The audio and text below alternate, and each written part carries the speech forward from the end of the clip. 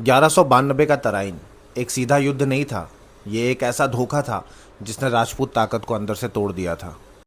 तराइन के बाद सिर्फ हार नहीं हुई, दिल्ली और अजमेर दोनों हाथ से निकल गए।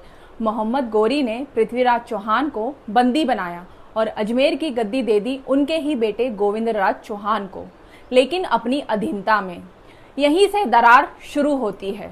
राजपूत परंपरा साफ कहती थी, दुश्मन के सामने झुकना नहीं, लेकिन यहाँ समझौता हुआ और ये बात आग बन गई। हरिराज चौहान अलवर से उठते हैं और अजमेर पहुंचकर सीधी टक्कर देते हैं। गद्दी वापस ली जाती है। गोविंदराज को हटाकर रणथंभौर भेज दिया जाता है। एक पल के लिए लगता है इतिहास वापस पलट रहा है।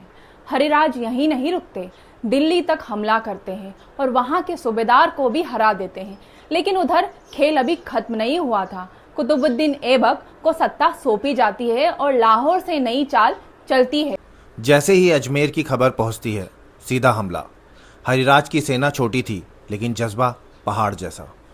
आखिरी सांस तक लड़ते हैं और वहीं वीर गति को प्राप्त हो जाते हैं। अजमेर की रानियां जौहर चुनती हैं।